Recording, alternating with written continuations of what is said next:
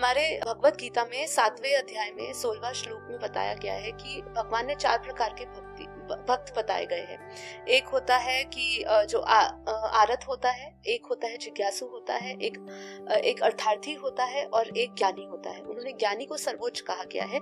इसका अर्थ भी मैं थोड़ा समझा देती हूँ। जो आरत होते हैं, जो वो भगत होते हैं, वो भक्त होते हैं जो भगवान को तभी भजते हैं, मतलब उनको तभी याद करते हैं जब उनके ऊपर कोई दुख आता है, संकट आता है।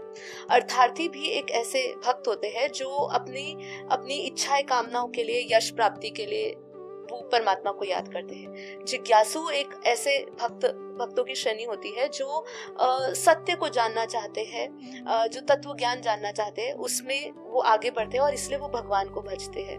और एक आते हैं ज्ञानी।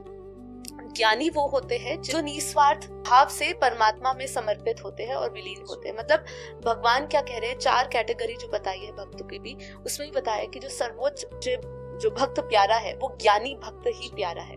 तो इसीलिए जब भी आप कभी कामना वासनाओं से परिपूर्ण आपकी भक्ति होती है तो उसको एक्चुअली भक्ति कहते ही नहीं, वो रियल डिवोशन नहीं है। उसको अगर हम समझाना चाहे तो वो तो ऐसा, वो आपका स्वार्थ वाला है ना। तो स्वार्थ में कभी भी प्रेम नहीं होता है, पहली बात है ना।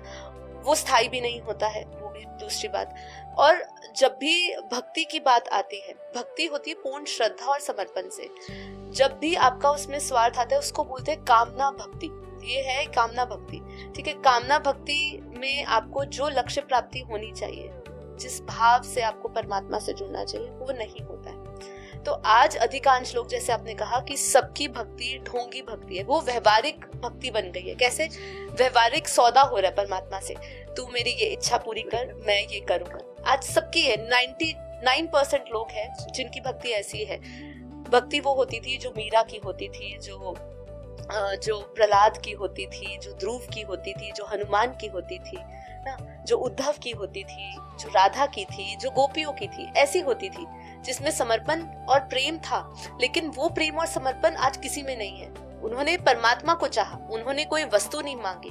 जब आपने किसी से वस्तु मांगी तो वो भक्ति नहीं कहलाई, भक्ति नहीं है। वो जो लोग ये सोचते हैं कि हम ये भक्ति कर रहे हैं, हम परमात्मा को पूज रहे हैं स्वार्थवश, वो भक्ति नहीं है।